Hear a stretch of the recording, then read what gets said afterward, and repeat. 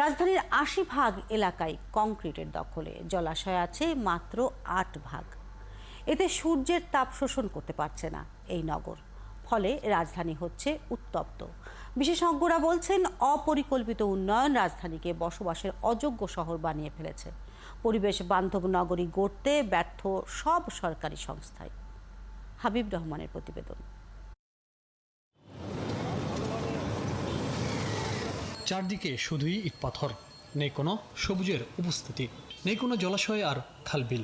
কংক্রিটের দাপটে উত্তপ্ত নগর এখন ঢাকা। স্বাভাবিক মাত্রার রেকর্ড ভেঙে গেল ৪৪ বছরের মধ্যে রাজধানীর তাপমাত্রা সর্বোচ্চ 40.4 ডিগ্রি সেলসিয়াসে পৌঁছায়। বিকাশে কম খরচে ক্যাশ আউটের লিমিট বেড়ে 50,000, প্রিয় এজেন্টও 2টা। নগরীতে কোনো সবুজ বেষ্টনী না থাকার কারণেই দুঃসহ এই তাপদাহ। কিন্তু ঢাকার ৪ নদী আর কয়েকশো খালবিলের এই রাজধানী হতে পারত একটি শীতল ও পরিবেশ বান্ধব নগরী, কিন্তু এর কোনোটাই করা হয়নি। কথা ছিল ড্যাব বাস্তবায়নের মাধ্যমে নগরীর সবুজ ও জলাশয়ের ভারসাম্য রক্ষা করা হবে, কিন্তু সেটাও হয়নি। গাছ কাটা, পুকুর আর জলাশয় ভরাট করা, খেলার মাঠ দখল করে বড় বড় ভবন নির্মাণ, সব মিলে বাসযোগ্যতা হারিয়েছে এই শহর। উন্নয়নের নামে পার্কগুলো অকেজো করে রাখা হয়েছে দিনের পর দিন। এই ঢাকা শহরে প্রচুর পরিমাণে পুকুর ছিল, জলাভূমি ছিল এবং সবুজ ছিল। এই তিনটি জিনিসের কোনোটাকেই সঠিকভাবে রাখতে পারেনি। ঢাকা শহরের যদি আপনি মূল ঢাকা বলেন, তার প্রায় ৮০% ভূমি হচ্ছে কনক্রিট দিয়ে আচ্ছাদিত।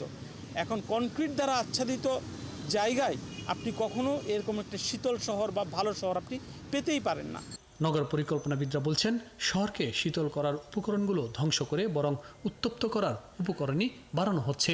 একটি আধুনিক শহর গড়ে তুলতে ব্যর্থ হয়েছে সবগুলো সরকারি সংস্থা। তবে যাদের উপর দায়িত্ব ছিল তারা দায়িত্ব পালনে ব্যর্থ হয়েছে, অর্থাৎ উন্নয়ন নিয়ন্ত্রণ করার দায়িত্ব যারা পেয়েছিল তারা এই কাজটা করতে পারেনি।